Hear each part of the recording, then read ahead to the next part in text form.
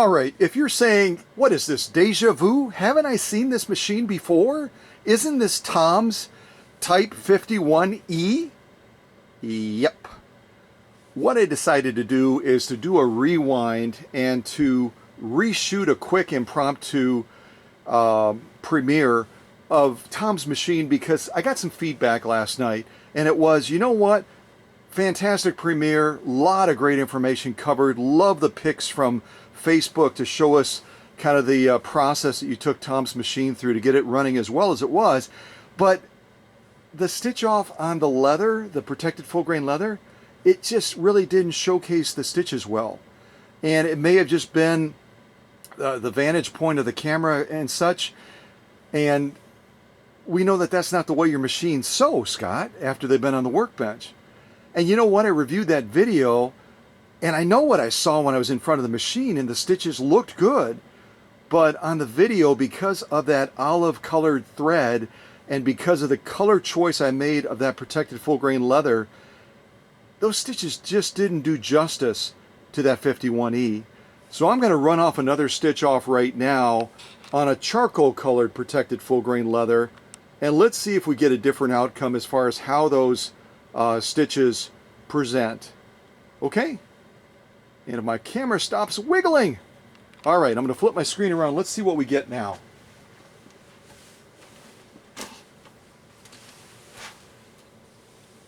And that's the only challenge when you're sewing with materials, the way they look down at the needle compared to how they eventually look on screen are not always the same. They're not always the same. All right, so let's do a straight stitch to begin with. And I might lay down a zigzag next to it. I don't know if I'm going to have enough space the way I cut this leather, but let's see, okay? All right, here we go.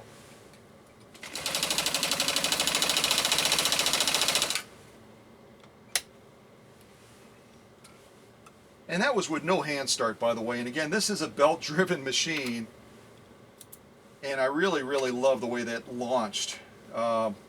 Again, this is not a Swedish motor on here, but it does a fabulous job after I've gone through it. And look at the stitches here. Now that we've got a protected full grain leather that complements my thread color choice. By the way, a thread color choice that I probably will never ever pick again, because olive colored thread is a pain in the neck when it comes to showing up on pretty much any color material. I even tried a tan colored material last night after the premiere when I got some of the feedback, and it just doesn't show up well at all. But look at that now. The spacing, the consistency that I could see on that other protected full grain leather, and now you can see it as well on camera. And that's really what I want to accomplish. I don't want to just be able to see the quality of that stitch myself. I want you to be able to see it on camera as well. And as we turn it around, here's our lock stitch. Kind of bend that a little bit. And that's exactly what we're looking for. That spacing, that formation, that consistency of the stitch all the way across is exactly what we want every single time from this workbench. And we had it on the other protected full grain leather. This is the other protected full grain leather here, but you sure as heck can't see it on camera. It just doesn't show up. So, you know what? Even after over 1,000 videos, I can sometimes make a misjudgment as far as choosing the material in relation to the thread color, and I can get a real wonky outcome. I'm going to see if I can lay down a zigzag next to this, although it's fairly tight as far as the space. Let's see how we do. All right, here we go.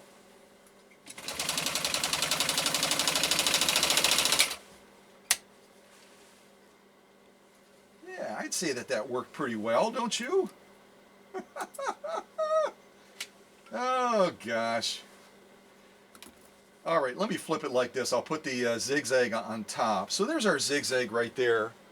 And just like the straight stitch now on this charcoal colored protected full grain leather, we've got an absolute consistent stitch formation everything about it, it's just exactly as it should be. And as we turn it over, nothing different on that lock stitch. From start to finish, you can see that stitch definition now like you couldn't on that other lighter colored protected full grain leather. And that's really what I wanted to accomplish in this rewind, this redo of Impromptu Premier on Tom's 51E, is to just show you that, you know what, you didn't miss anything. It's just that the way it showed up on camera, it just didn't do justice to this great machine. And I needed to make that right.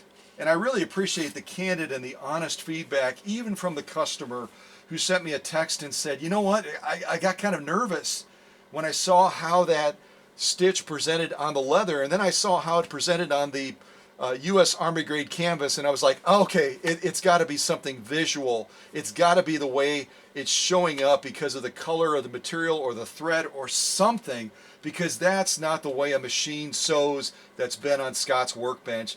And you know what, Tom, you're absolutely right. And the others that reached out as well, I really appreciate the candid feedback, because you know what I could see down at the needle was really different from what that video showed when I reviewed it again after that premiere last night.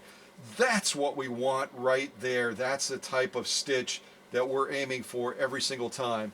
The other feedback I got, and I'm going to quickly unthread Tom's machine, is we really appreciate the tip on adapting that bobbin so that we could wind a bobbin, because one of the persons wrote me that they have a 51A and they were like, why the heck can't I wind a bobbin on this machine? What's going on? And so that was really a helpful tip, but then I never showed anyone how to actually set it up to wind for real on the machine, which I'm going to do right now. So let me widen this shot and we will take a look at how to set up this 51E to actually wind a bobbin. I'm going to come out on the shot and then I'll kind of zoom in when we actually are winding it. Okay, so the way they recommend setting this up, you know what, I'll kind of do it with the camera and then I'll actually do it. So coming off the back of the spool, you're going to come through the same thread guides right here across the top. Okay, right across the top, exactly the same. Then you're going to come across the front of the machine down to this thread guide, and then you're going to come straight up to the bobbin winder. Does that make sense?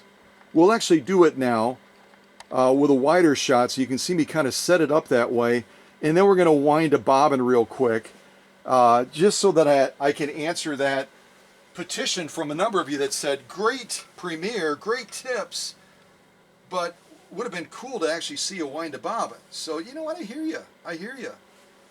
And I appreciate that feedback. Okay, so what you saw me do is I took the thread from here to here, across the front of the machine now, through that little thread guide on the front of the machine, and then we're going to come up to this bobbin winder. And what they recommend is that you start that wind clockwise. So let me get this in position first. I'll get our adapted bobbin in place. Let me give this a couple of winds. Hopefully I can do this without making a mess. Get a nice start on there. Then we're going to engage the bobbin winder by just pushing it in, like so. Making sure my grooves are still in place. Okay, so what I'm going to do now is I'm going to change the angle of this shot and zoom in on the bobbin itself, and then we're going to give it a go to see if I can wind this. This is one of my adapted bobbins again. Come on, focus. There we go.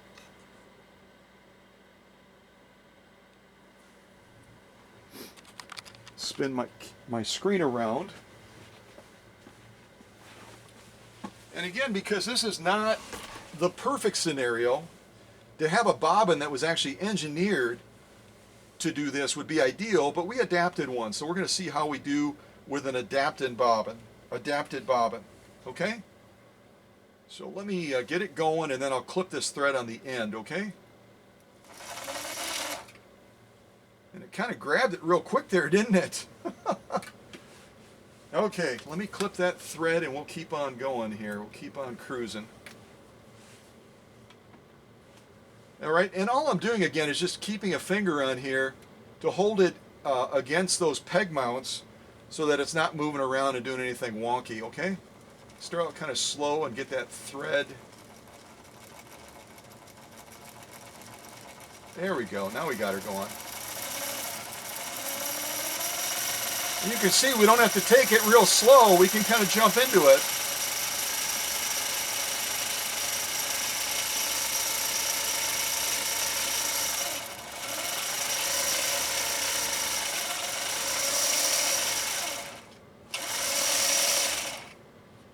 Okay, so now if I kind of tilt it towards the camera, well, you can see it in the shot right now actually. Perfectly wound, even, consistent, exactly as it should be. We'll just give that a clip and then we'll have another bobbin set up for Tom so he can use it if he decides to use this olive colored thread, which I am not a big fan of the color, I'm telling you, seriously, I'm not. So was there anything else I wanted to cover? I wanted to cover this to show you that. And I even thought about doing the decorative stitches again on a different colored leather, but you know what? I think we did okay with those. So I appreciate the feedback again. Once I get off camera, I'll go ahead and get this all threaded up again for Tom, because he's going to be coming to the workshop very shortly to pick up his 51E. And as a matter of fact, I will go ahead and zoom out on this shot, and I'll just go ahead and thread it up on camera. And you've already seen how to thread this. They're going to be threaded up the same as the other green machines, but we'll go ahead and get it threaded up for Tom and make sure that we're all good to go. And I don't have my screen turned around. There we go. Oh, and I better remember also to disengage my bobbin winder. Otherwise, when we go to push that clutch, guess what? Or when we push that foot control, that clutch will still be engaged, or will be disengaged rather, blah, blah, blah. And we're not going to get any locomotion at all from this machine. It's not going to be a happy camper.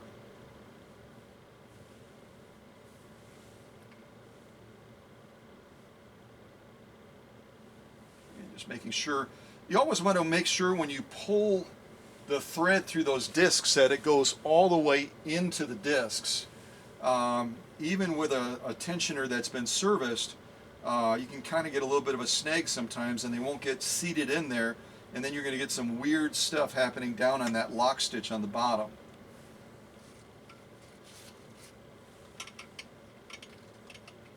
Take some of this extra thread. I got like a mile of thread here.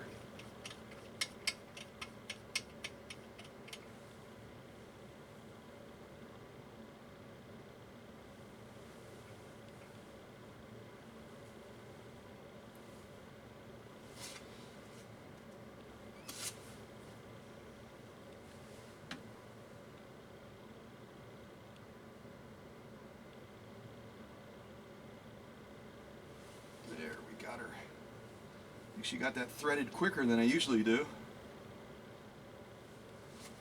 There we go. Okay, now we're all set for Tom to be able to enjoy this 51E. And again, I'm going to zoom in on these stitches just so you can see again the difference. And I'm going to put the one that I did from the Premier last night next to it, because it's amazing. It's the same machine. Nothing's changed except for the color of the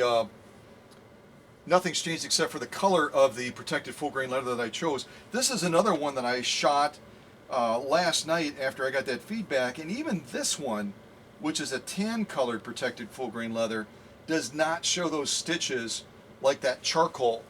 And again, we're dealing with exactly the same machine here, folks. Nothing's changed. It's just a matter of the color choice of that protected full grain leather. It's just crazy how that could play such a major factor, but it does. It absolutely does. And I'll put these decorative stitches in front as well. So we kind of look at those again.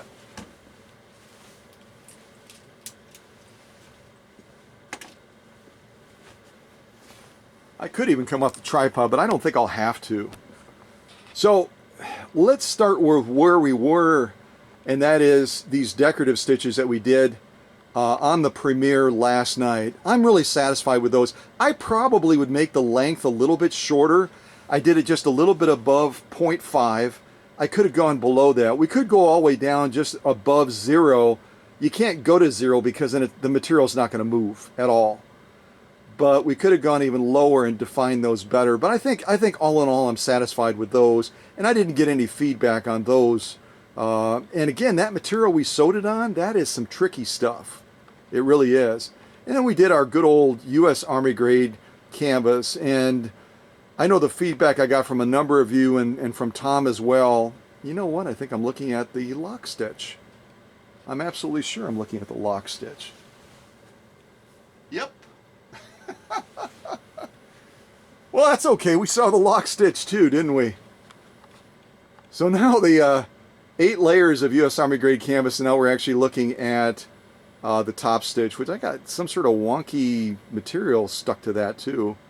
But you saw that last night in the Premier, and if you didn't, go back to the Premier and watch it. And then we've got this stuff that I sewed off last night after getting some of that feedback. This is better. This is better as far as showing the stitch definition, but it's still not up to par. And you can see here again, we've got 2 layers, about 8 to 12 ounces of protected full grain leather. This is more of a tan color instead of that real white colored protected full grain leather. And here we're getting some better stitch definition that we can see on camera. I can see this as clear as day, and you would be able to also if you were in the workshop down at the needle, but some things just don't show up well on camera. And this is certainly a step up from where we were at. Compared to this, this is the one I sewed off on the Premier last night. We started with kind of the presser foot pressure off on that row that is down closer to us on the bottom. And I wasn't happy with that at all. And then we finally did another row where I made a presser foot pressure adjustment. But neither one of those was up to snuff, especially on camera. Now this is the one we just did. Again, we're talking 2 layers of protected full grain leather. And look at that. That's what we're looking for every single time. We're just not going to settle for anything less. We just won't. That's exactly the way we want it to look. As a matter of fact, let me get off the tripod here. Let's go over to the material and get really close. And I'm going to have to zoom out because right now this camera is zoomed way in. It's going to be doing something really weird if we try zooming in on it there. So once again, getting up close and personal. Here's our decorative ones that we did off of Cam C on Tom's machine. Very satisfied with those, other than maybe making them a little bit shorter. Then we have our U.S. Army grade canvas. I'm going to actually kind of slide that out a little bit.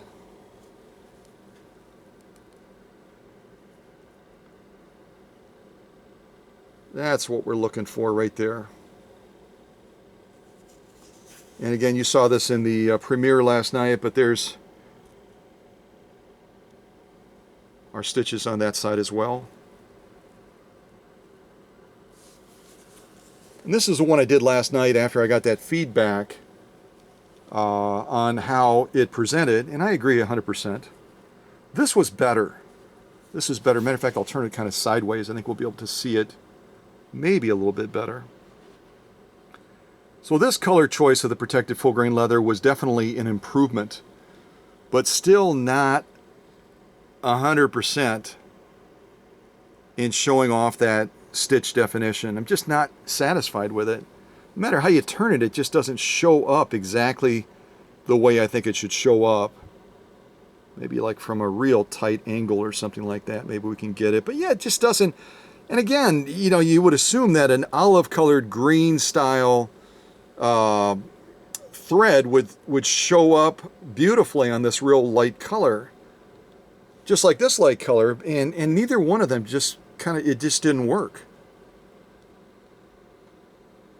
You know, down at the needle it was fine, but on video it just did not show up nicely at all. I mean, not to revisit this travesty, but you know what I'm saying? It's probably a little bit better when I do it this way, but still, I just wasn't satisfied with it at all. And I know a number of you weren't either. But now we chose a charcoal colored protected full grain leather, and it's a different ball game. That's what I wanted to show you in that premiere last night. Whether the zigzag or the straight stitch,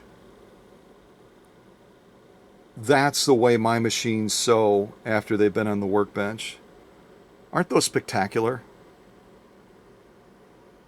And you just witnessed us doing those. Nothing's changed. Same machine, same thread, different colored protected full grain leather. And it makes all the difference in the world as far as seeing those stitches, doesn't it? All the difference in the world. So I appreciate all the feedback I got. That's what I appreciate about you folks so much, is you're honest. And if you see something that isn't consistent with what we do on this channel, you're like, hold on a second, buddy. That's not the way your machines sew after they've been on your workbench. This is the way they sew after they've been on your workbench. And the crazy thing is, it's a camera issue. The camera is not able to see this or that the way it can pick up that contrast of that charcoal darker background with that olive colored thread. Isn't it crazy? It's just absolutely nuts how that could make that big of a difference, but it sure as heck did. And I've learned a lesson. Even after over 1,000 videos, I still learn lessons all the time that are like, geez, I had no idea. I didn't know that that would make that big of a difference, but it does. So I appreciate your patience as we kind of did a redo of Tom's 51E so that I could make right the fact that that leather sew-off on the premiere last night just was not up to snuff from a standpoint of how it presented on video. But now you've seen the real deal. Now you've seen that it's an issue of colors can totally throw something off when you're trying to see it on video sometimes. And I've learned that lesson loud and clear. So, all right, I better get ready because Tom is going to be here shortly to pick up this 51E, this Type 51E. What a pleasure to be able to show this machine in its glory and to make right the issue of how that stitch presented on that full grain leather last night. So God bless you guys. Thanks for the honest feedback. Thanks for being faithful followers, and watch for more great videos like this where we're always going to show it like it is. And when the video doesn't capture it, doggone it, we're going to make it right. Take care.